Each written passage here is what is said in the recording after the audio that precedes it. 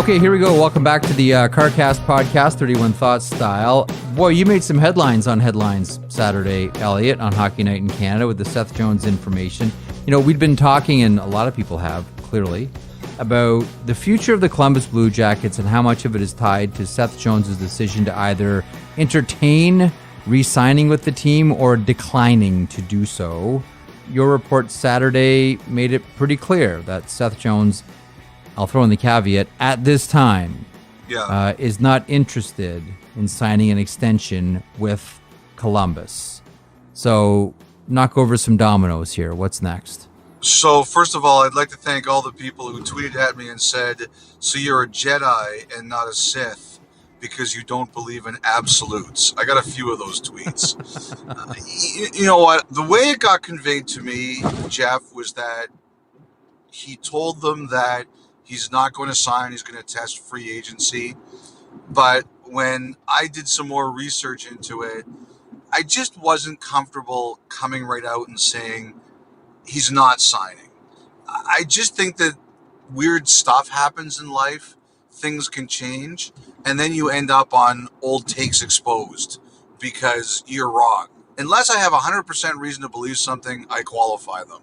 Mm-hmm. I think the Blue Jackets know it's unlikely that he wants to test free agency and he wants to see what's out there. And Seth Jones has earned that right. You know, that's the one thing that I think everybody has to remember here is that you earn the right after a certain point in your NHL career to test free agency, and Seth Jones has earned that right, and he wants to see what's out there. That's, I think, what's going to happen. Now, the interesting thing about this is, a year ago, Jarmo Kekalainen, you know, he took his gamble with Panarin and Bobrovsky, and they had a really good team at the time. And it didn't work, but I understood it. It was a time they had to reward their fans. They had to go for it. And I know their fans are very disappointed about the Jones news, and I know they're upset, but I don't think you can afford to do the same thing here. After the season they just had, they're not in the same spot they were a couple of years ago.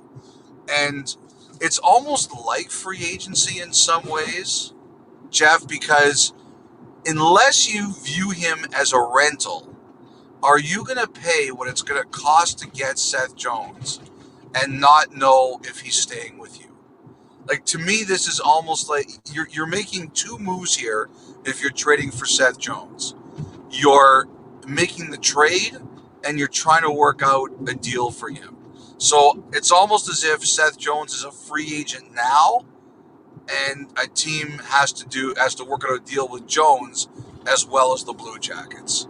If the Blue Jackets are going to maximize the value here of Seth Jones, I think they're going to trade him. I don't think that it's like I said, it's not like they were a couple years ago. I think they're going to trade him. You mentioned Panarin, you mentioned Bobrovsky. There's a few more names you can throw in there. Most recently, Pierre-Luc Dubois, Josh Anderson, to some extent, Matt Duchene as well.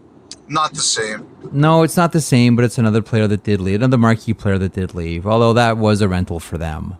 Mm-hmm. So maybe you might want to scratch that from the list, and that's cool. But this list is growing of players that have wanted out of Columbus, high-profile players, you know, top 5 draft picks that want out of Columbus. I don't know what it is, and I've checked around too, and I'm sure you have. I don't think it's the city. I don't know if it's the players. I don't know if it's management. I don't know what it is. But doesn't it feel to you like there's something there that we're all missing? You know, we've talked about this at points this year, and when Jarmo Kekalainen was on, we talked to him about it, right? Yeah. And, you know, we talked about, is it the way they negotiate? Is it the perks around the team? I think it's some combination of all of those things. Is it because, like, Panarin wanted the big city. He wanted New York. Some people want the smaller place with the great college feel. Like, is it going to surprise anybody if Nick Foligno goes back there? No, not at all. It's no. not. Like, Maybe he ends up in Minnesota with Marcus, but maybe he goes back to Columbus, and that's a success story. That's a guy who loves it there and would like to stay there. I just think it's a combination of all of that. And I really believe that one of the reasons that Davidson is back there is he going to help try and smooth some of those rough edges? Also, he loves it there. I think that he wants to help them fix whatever this issue is. And I think that's why he's back, to try to help them manage and handle all of this. I think he's also going to be the face of some of the painful decisions that they're going to have to make. But, we have talked about how Columbus is a team that negotiation-wise in the past has grinded some of their players. And Jarmo Kekalainen didn't run away from that. And I just wonder if the team needs more of a velvet touch. That's one of the things I'm kind of wondering. Does the team need more of the velvet touch? That's interesting, because when we had Jarmo on the podcast, one of the things that stands out in my mind is, and he's 100% right about this, and this is just basic and some would say awkward business, but I don't. I just see it as business. It's business. He wasn't shy about saying, look, we have certain advantages under the CBA when we have a player under control, and we will use them. Just as we expect players to use their leverage under what they've negotiated collectively as well. And he's quite blunt and quite open about saying that. Now, do some players need a little bit more of a foot massage during negotiations at times? Mm-hmm. Probably. Mm-hmm.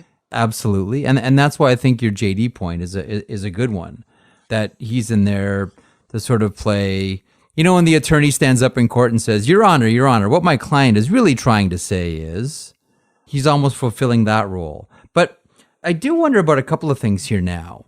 And, John Davidson in Aaron Portzline's piece in The Athletic talked about, and we've heard this from John Tortorella before as well, we want players who want to be here. That's a common theme either between, the last coach, John Tortorella, and the new president, John Davidson.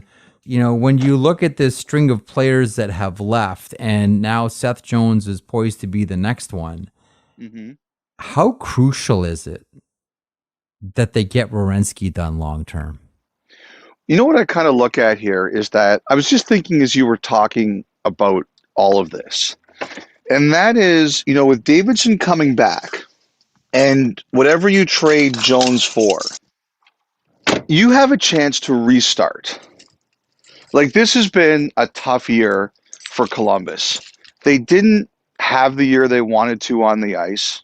As we mentioned, Foligno was traded, although he may be coming back, but he's a guy who loves it there. Dubois is now gone. Jodes, we assume, is going. Tortorella is gone. Savard is gone. You still have Atkinson, who clearly loves it there. Bjorkstrand just signed an extension, and he definitely likes it there. And Davidson coming back in, we were talking about the velvet touch. Can he bring it? To me, life is all about when things go badly for you, how are you going to change it and how are you going to fix it? And I think what it's incumbent on the Blue Jackets is they have to look at themselves and say, this is what we think we might not be doing right here. And I'm sure some things are on them and some things aren't, okay? Not everything is their fault. But whatever it is they're not doing right, you have a chance to fix it as you build a new core. And the best way that you can create loyalty among your players. And we just talked about Darnell Nurse last week, and I think a lot about Darnell Nurse when I think of this. The best way you can build loyalty in your players is if you're the team that drafts and develops them, and you bring them into the NHL, and you give them their first real chance to play, and you make them say, wow, this is the team that started with me, and this is the team that gave me a chance, and this is who I want to play for. That's powerful. Jeff, remember the first place that you and I worked, the first place that really gave us a chance for you and for me. Like, I'll always be loyal to that place, even though I'm not there anymore. I always think of it with a smile. I'm sure you do too. That's what Columbus has to create here. They have to look at it and say, okay, this is the thing that happened here that we could have done better, and now we're going to do it better with this next generation of players we're going to bring. Like, when it comes to Dubois, I really think that one of the reasons Dubois wanted to be traded and wouldn't say it, why, is because I think he knew that this was going to happen with Jones. And maybe others. I don't know. But Jones, I really believe it. And I think he looked at it and he said, like, my peer group is going. And so I think they have to be honest with Werenski. They have to go to him and they have to ask him, what are you thinking? And then they have to make their decisions based on that.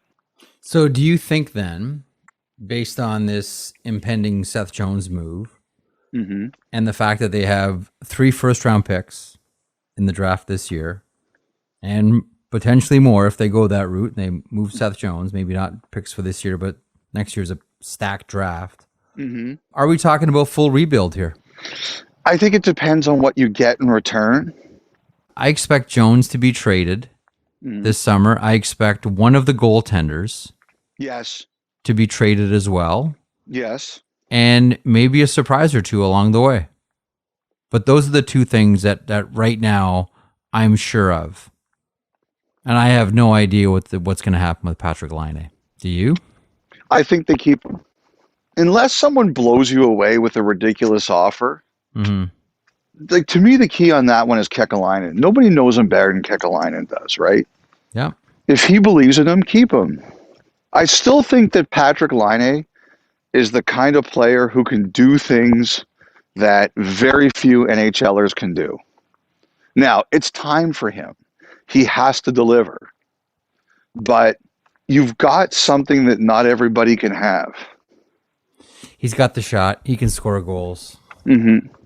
He's shown that he can be an impactful player in a lot of different ways. The thing that impresses me most about Patrick Laine, because we've seen, like, there are a lot of really good players with really good shots in the NHL.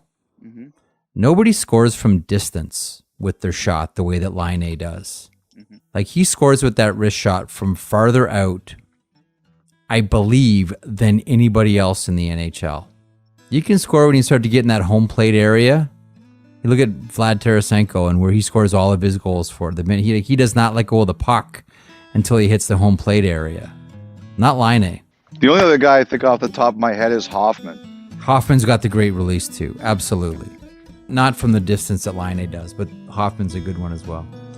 There is one thing that I do hope, as we wrap up this Columbus conversation, there is one thing that I do hope that Jarmo Kekalainen has up his sleeve this summer. And you know what that is, Elliot?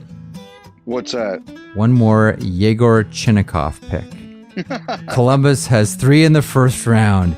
Give me one more. One player that we have no idea about at the draft.